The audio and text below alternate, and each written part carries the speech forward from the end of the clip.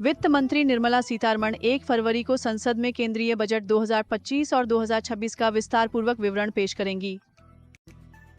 जैसे जैसे केंद्रीय बजट आ रहा है, श्रीनगर और कश्मीर में गृहवालों ने मुद्रास्फीति को कम करने के उपायों का आह्वान किया है। वे यह कहते हुए चिंता व्यक्त करते हैं कि आवश्यक घरेलू सामान की कीमतें बढ़ रही हैं, जिससे उनके मासिक बजट तनाव पड़ रहा है।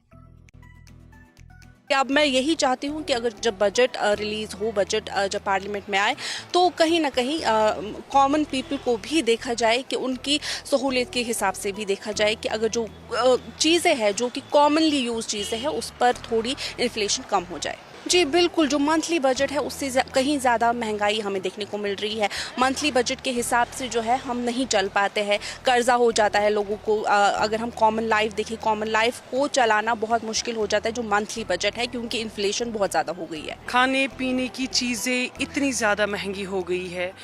देखिए, अगर हम 5-6 साल 7 साल पहले 8 साल पहले की बात करें तो वो चीज़ें, अब अगर हम 100 रुपये लेके भी निकलते थे तो बहुत सारी चीज़ें लेके आते थे। ख़ासतौर पे हम सब्जियों की बात करेंगे, सब्जियों के आप दाम देखिए कितने बढ़ गए हैं। और मतलब वो तो हमारी एक रूटीन है। आप रोटी देखिए, बेकरी देखिए, कहाँ से कहाँ पे दाम पहुँच गए हैं। तो हमारी इस बार यही उम्मीद है कि सरकार, ख़ास तौर पे जो ये हाउस वाइफ्स है, उनका ख़ास ख्याल रखा जाएगा।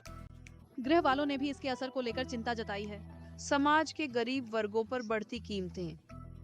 देखिए, एक्सपेक्टेशंस बिल्कुल ही सही सवाल है, क्योंकि कुछ तबका ये भी यहाँ पे हमारा ये भी है जो कि अफोर्ड नहीं कर पाते कुछ चीज़ें, जिसमें गैस आते हैं, मेडिसिन आते हैं, ये बाकी फूड आइटम्स आते हैं, वेजिटेबल्स, फ्रूट्स आते हैं, वो अफोर्ड नहीं कर पाते। इस वजह से जो इस साल का बजट लिस्ट होना चाहिए उसमें काफ़ी कमी देखने को मिलनी चाहिए, क्योंकि हर साल हम देखते हैं इजाफा ही। क्योंकि अगर देखा जाए, कुछ ऐसे भी हमारी सोसाइटी में लोग रहते हैं जो मेडिसिन नहीं अफोर्ड कर पाते हैं, तो खाने की चीज़ें तो दूर की बात है। हम भी चाहते हैं कि जो इस साल का लिस्ट आए उसमें जो है काफ़ी कमी देखने को मिलनी चाहिए, ताकि कश्मीर के लोगों को काफ़ी मुश्किलातों का सामना जो है अब उठाना ना पड़े।